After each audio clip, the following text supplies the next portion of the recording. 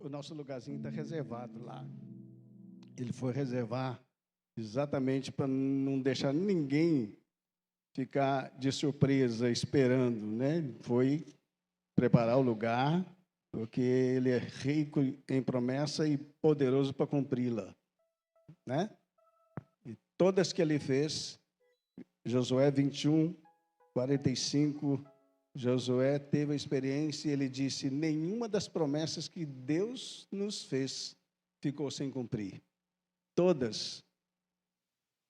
Porque ele teve a experiência de entrar na terra prometida, né? Romanos capítulo 6, nós vamos estar lendo os últimos versículos, 2 versículos.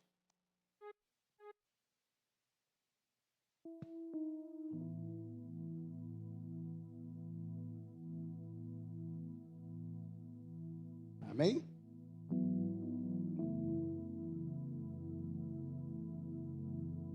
Você crê no que está escrito na palavra de Deus? Então fique de pé em reverência à palavra dele, do nosso Deus.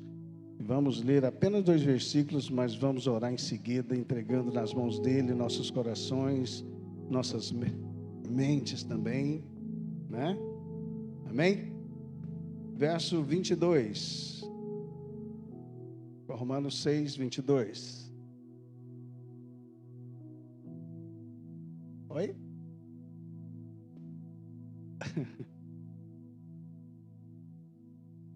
Vamos ler os 2 versículos juntos? Amém? Nós lemos normalmente alternativamente, mas vamos ler todo mundo junto para fixar bem aquilo que Paulo quis dizer aos romanos, e com certeza para nós também é válida essa palavra, né? Na sua profundidade. Amém? Vamos lá? Não vou ler no microfone. Pode ler com toda a força dos seus pulmões aí, viu? Aquecer as cordas vocais aí. Quem já aqueceu, muito bem. Quem não aqueceu, vai aquecer agora. Amém? Vamos lá, verso 22. Agora libertados do pecado, feitos servos de Deus, feitos do vosso fruto, a santificação, e por fim a vida eterna. O pecado é a morte, mas o dom gratuito de Deus é a vida eterna por Cristo Jesus, nosso Senhor. Aleluia. Pai, a tua palavra é rica, poderosa, e quando ela penetra no nosso íntimo, ela faz a mudança que tem que ser feita. Dá consciência da presença do Senhor e revigora nosso espírito, e nossa alma sente o efeito da tua palavra, Senhor. Então que nossas almas estejam sentindo o efeito dessa palavra nos dias de hoje, e o nosso coração esteja contrito na presença do Senhor, sabendo que o Senhor vê todas as coisas, que o Senhor faz todas as coisas, e que o Senhor fez para cada um de nós não está escrito em lugar algum, a não ser na tua palavra, que deve ser também escrita no nosso coração. Muito obrigado por tudo, ó Pai. Muito obrigado por Jesus. Muito obrigado pela cruz. Muito obrigado pelo perdão. Muito obrigado pela graça. E muito obrigado pelo Espírito Santo, que está sempre nos ajudando, consolando, confortando, dando esperança cada vez mais e nos fazendo vivenciar a vida que o Senhor tem pela conquista de Jesus na cruz do Calvário. Muito obrigado, Jesus. Nos ajuda nessa hora, a cada um de nós, a receber do Senhor, que o teu Espírito Santo esteja falando e nossos ouvidos estejam sensíveis para ouvir a voz do Senhor e para acatar a voz do Senhor e para permitir que haja transformação na nossa alma, Senhor. Muito obrigado, Pai. Que a circuncisão de Cristo Jesus seja notória, real, vívida em nosso espírito, para que nossa carne não venha em momento algum se ufanar, em momento algum ser vitoriosa sobre nós como novas criaturas, em nome de Jesus. Amém. Deus seja louvado. Podem sentar, irmãos. Eu confesso que eu não tinha programado para pregar hoje. Eu cometi uma falha. Normalmente a gente faz a previsão e esqueci que o 30 de novembro ia dar na quarta. Para mim, daria na terça, ontem, né? E eu estava bem crente que o pastor Valtuir ia pregar hoje. Pregou semana passada, né? Eu não estava aqui. Estava bem, falei até como italiano, não, o pastor Valtuir vai pregar hoje. Passei batido mesmo. Mas Deus é tão bom e a graça dele é tão graciosa para conosco, que quando a gente expressa a confiança ou deposita nele a nossa confiança, ele provê todas as coisas. E eu estava entrando ali e lembrei, falei, meu Deus, a escala foi errada. E aí, falei, meu Deus, e agora? Só sentei ali, abri a Bíblia e a palavra veio. Com certeza o Espírito Santo está no controle. E é Ele quem vai falar com vocês, comigo, conosco, da maneira que Ele gosta, que é edificar, exortar, ensinar, redarguir, né? É assim que o Espírito Santo faz conosco. E é maravilhoso quando a gente sabe e tem certeza disso, e permite que Ele faça. O importante é isso, permitir que Ele faça. Amém? É por isso que temos a palavra de Deus, nos diz, nada disponhais para a carne. Andem no Espírito e nada disponha para a carne, porque a carne vai sempre se opor ao Espírito e sempre te impedir de fazer o que você quer fazer para agradar a Deus. Então é nesse Espírito que nós devemos estar na presença de Deus. E a palavra que nós lemos é muito poderosa, porque ela diz, e o fruto que Deus permite que nós venhamos a dar é para a nossa santificação. Esse que é o fruto válido. É o fruto que nos leva a sermos mais latentes no coração pela presença de Deus. Quando nós temos a presença de Deus latente no nosso coração, os pensamentos, o que vamos fazer, os sentimentos, todos eles são controlados. E o controle não é nosso. O controle é do Espírito Santo. E quando Ele está no controle, com certeza pode vir tempestade, pode dar uma balançada, mas não vai naufragar. Ele vai permitir que a gente passe experiência, porque é como diz aqui em Romanos mesmo, no capítulo 5, capítulo anterior. Nós precisamos ser balançados. As tribulações nos balançam, nos sacode, e nos coloca em turbulência às vezes, mas tudo tem objetivo e propósito. E muitas vezes quando a gente acha que está tudo bem, a gente começa a relaxar, não é? A gente começa a ficar light, a nossa vida tem que ser mais light, eu estou com muita correria, estou com muito trabalho, estou com muita ocupação. A gente começa a arrumar um tanto de justificativa para poder relaxar. Quando você relaxa, a carne sobe. Quando a carne sobe, o pecado entra. Quando o pecado entra, te dá dor. Porque uma nova criatura, quando peca, ela sente. E muitas vezes chora. Porque não quer pecar. A nova criatura não quer pecar. Mas a carne é forte. A palavra de Deus diz que a carne é fraca, mas o Espírito está sempre pronto, né?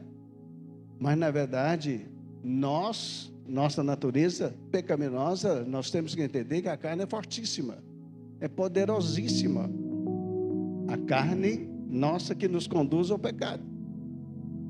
E quem pode contra o poder da carne? Só o Espírito Santo. Por isso temos que estar na dependência do Espírito Santo, para que a carne fique no lugar dela.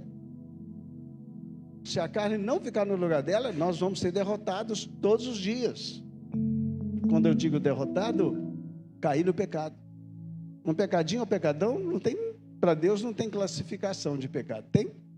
Pecadinho ou pecadão? Todos são pecados. Não tem dimensão. Para nós é que é difícil, tem pecado que para nós é difícil ser restaurado, não é? Tem pecado que quando a gente comete, a nossa carne, ela tem legalidade para estar no comando. E aí, para sair do comando da carne e entrar no comando do Espírito, a gente pena um bocadinho. A gente sofre. A gente tem que pedir, precisa de auxílio do Senhor para isso acontecer. É por isso que a oração tem seu lugar. E a necessidade, que é pela oração que eu consigo sintonizar com o Espírito Santo. E aí o Espírito Santo trata de arrumar nossa oração para chegar no trono. Se eu negligenciar isso, com certeza a nossa oração não vai ser burilada pelo Espírito Santo, e aí ela não chega. E aí a gente acha que Deus abandonou a gente, que Deus não quer nada com a gente, e começa a arrumar um tanto de justificativa para a nossa falha. E a falha toda está em quê? Em falta de vigilância. Jesus não falou, olha, vocês orem bastante e depois vigiem. Ele não falou assim. Ele falou primeiro, vigiai e orai. E tudo tem objetivo. Deus não faz nada sem propósito. E quando Jesus falou vigiai e orai, porque ele sabia que a gente aqui nessa terra, todos nós, não tem nenhum comedor de feijão que não seja atentado pelo diabo, assediado. E é na sutileza dele, ele enreda as pessoas e faz com que elas caiam. Como? Nas armadilhas do engano. Às vezes é tão dissimulada a tentação e a insinuação do diabo para a gente, que a gente não nota, só nota quando cai. E quando você cai e nota, você quer se levantar.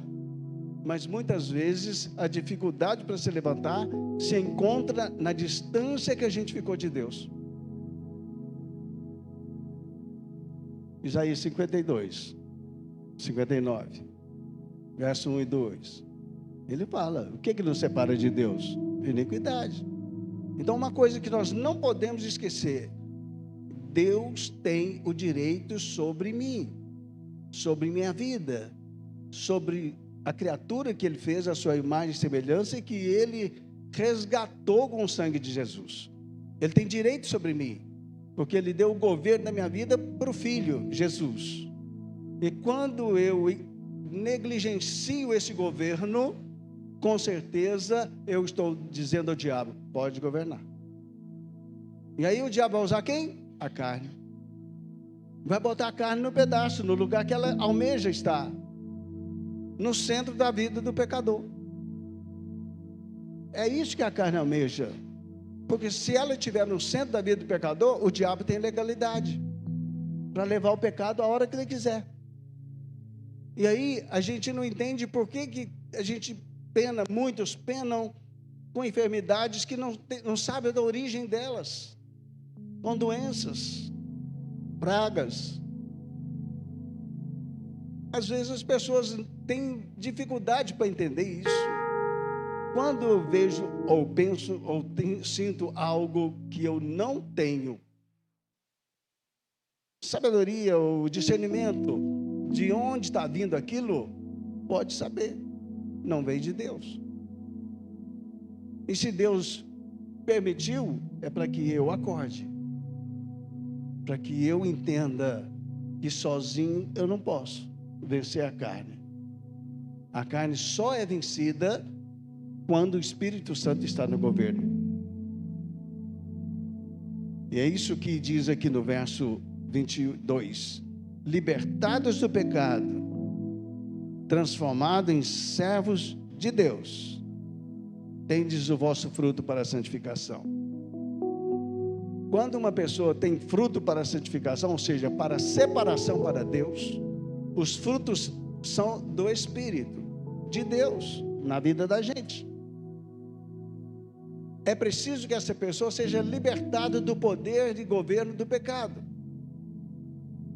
Quando a pessoa é libertada do governo do pecado, ela pode produzir esses frutos para a santificação, ou seja, para declarar com o seu testemunho dos frutos produzidos, declarar, eu sou propriedade de Deus.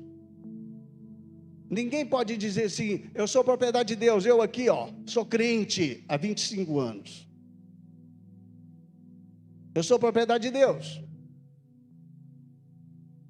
Pode falar à vontade. Mas sabe o que é que vai garantir? Os frutos, o testemunho, as ações, as atitudes, a forma de ver as coisas de Deus, a forma de receber as coisas de Deus, a forma de se referir a Deus. É isso que vai definir quem é ou não de Deus. E 2 Timóteo 2,19 é claro. Deus sabe quem é dele.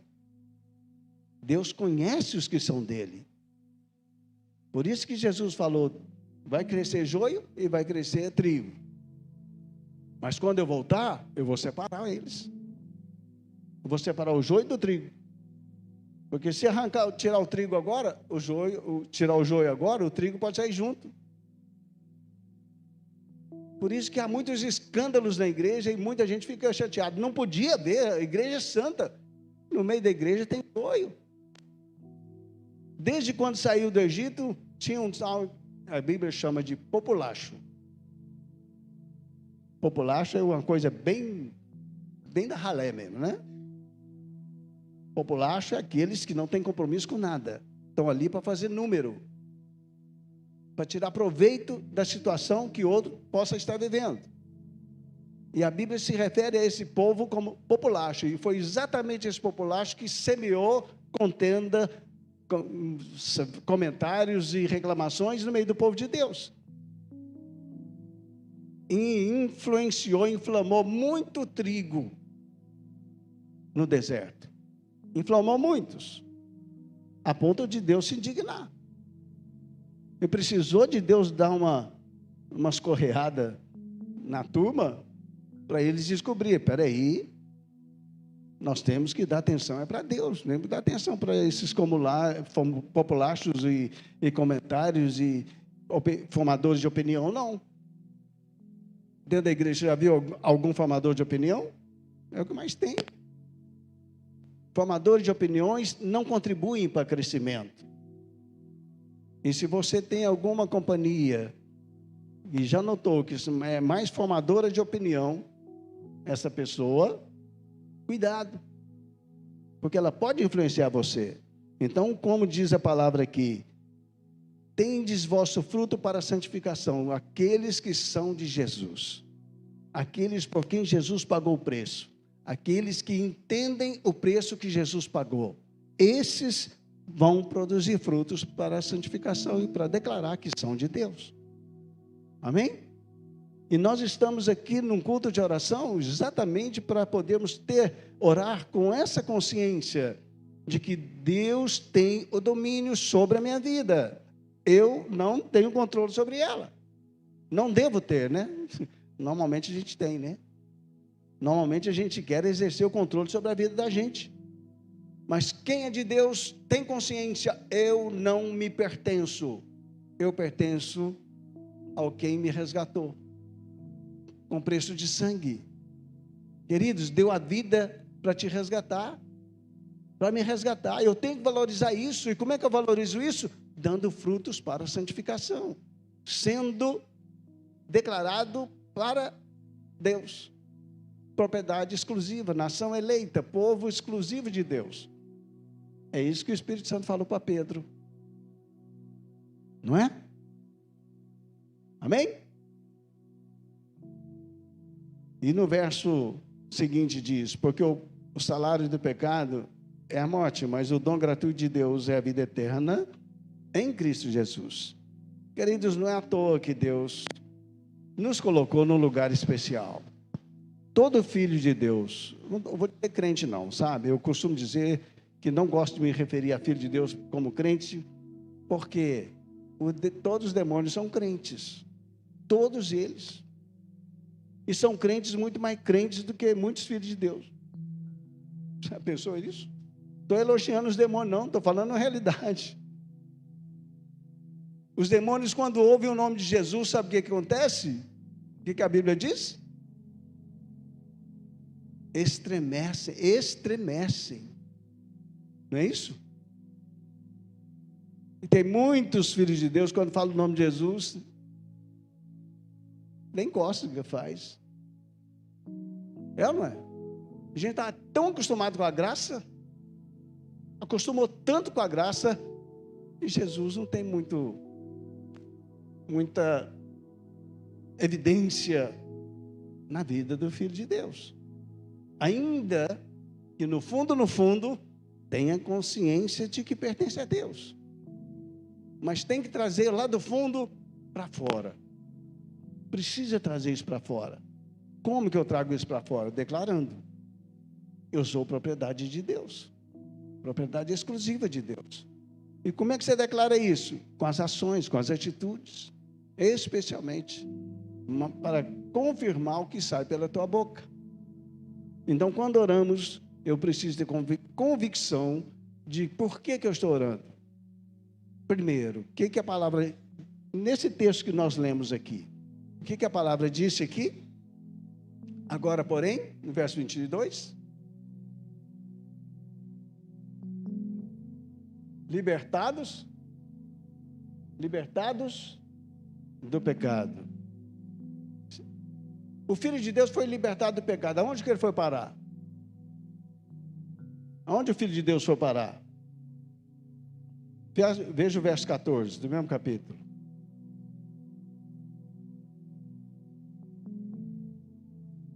Olha lá, libertados do pecado. Perdeu o domínio sobre a tua vida. Perdeu o domínio do pecado.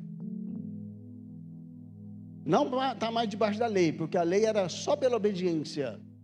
E o pecado tinha vantagem, porque nenhum homem conseguia obedecer a Deus exclusivamente pela obediência. Estais debaixo da graça. Libertados do pecado, foi parar debaixo da graça. E é graça, favor imerecido. Deus fez a gente ter o amor dele de graça.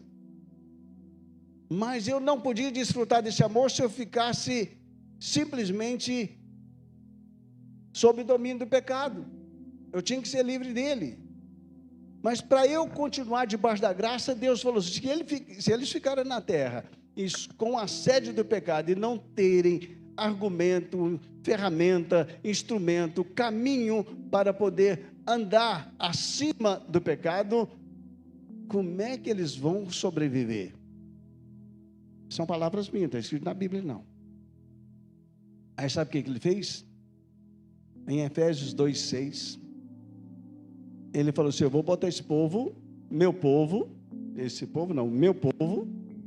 num lugar especial. E que é o que está escrito no verso 22, no verso 23. Veja lá, no Efésios 2:6. Pode ler. Pode ler.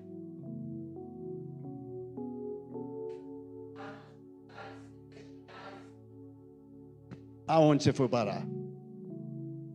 Libertado do pecado, aonde você foi parar? Aonde? Então os teus pés não têm que estar fincados aqui na terra. Quando eu digo pés, eu estou dizendo fundamento. Todo ser humano fica em pé por quê? Porque ele tem pé, né? Ele tem pé para ficar em pé.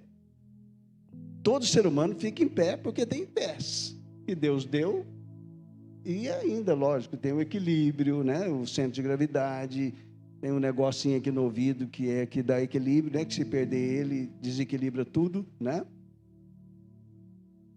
Mas o que Deus fez? Eu vou esconder esse povo. E escondeu ele aonde? Em Cristo Jesus, nos lugares celestiais. Então, na minha mente, eu preciso ter consciência que eu não sou cidadão dessa terra. Eu sou cidadão dos céus. Eu sou cidadão estou lá nos lugares celestiais, sentados em Cristo Jesus. Como? Pela fé.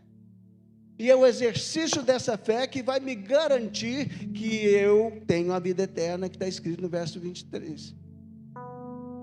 Está escrito aqui, ó. Porque o salário do pecado é a morte, mas a vida eterna,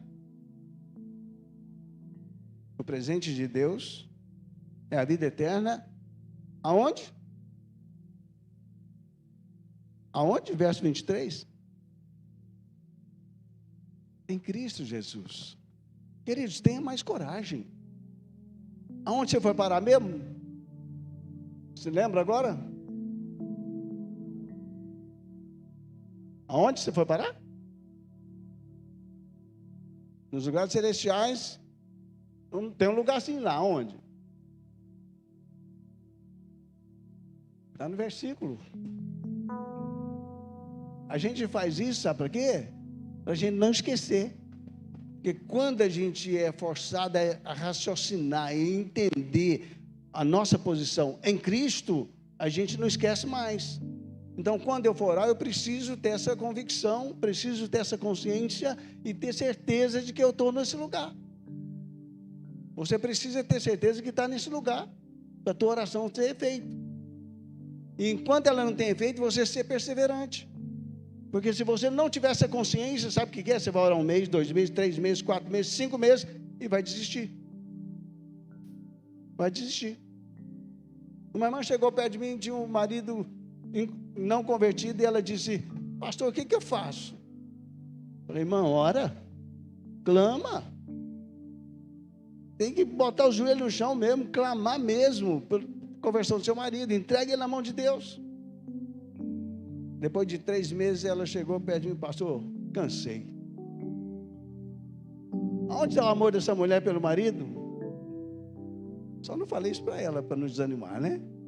Mas falei: minha irmã, você não pode orar só 3 meses, não. Se precisar, 30 meses. É o que Jesus falou para Pedro. Quantas vezes tem que perdoar? Quase 500, não é? Quase 500 vezes. Isso significa eternamente. Enquanto Jesus não volta, eternamente. Amém? Então nós precisamos entender isso, queridos. Você foi colocado num lugar especial. Aonde? Repetindo. O lugar especial que você foi colocado. Aonde? Pode falar alto. Pode falar alto.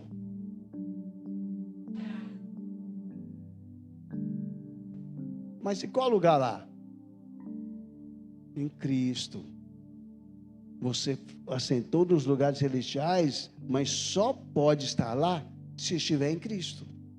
Se não estiver nele, você não está sentado lá, não. Amém? Então, se você tem certeza que está em Cristo, você está sentado lá. E por isso pode orar, com convicção, com certeza, em nome de Jesus. Porque quando falar em nome de Jesus, Deus vai falar: esse aí está no lugar celestial. Esse aí está orando como convém. E aí você vai ver a vitória e vai entender que Jesus realmente conquistou a vitória para cada um de nós. E você foi premiado com essa vitória.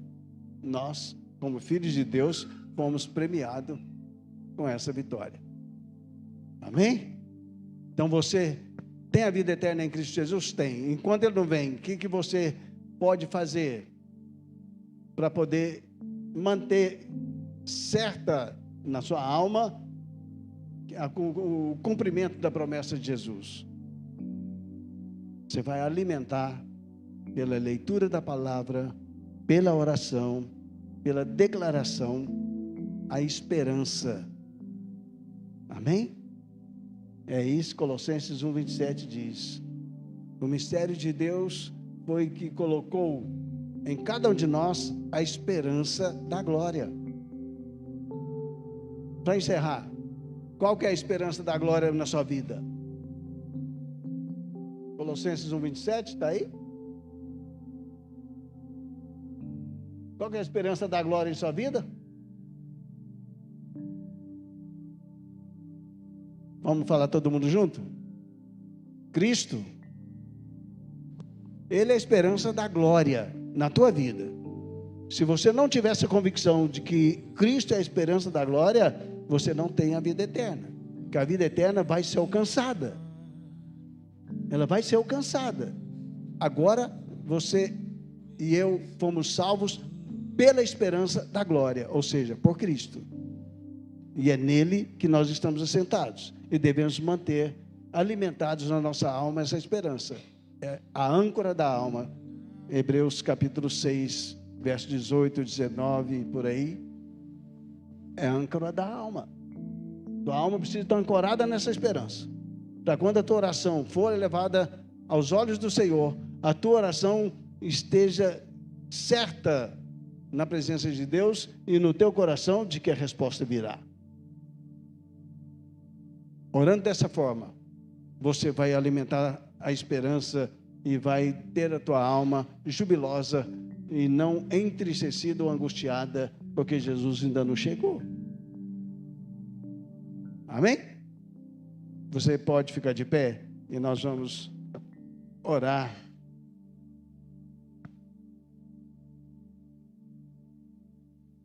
Esse aqui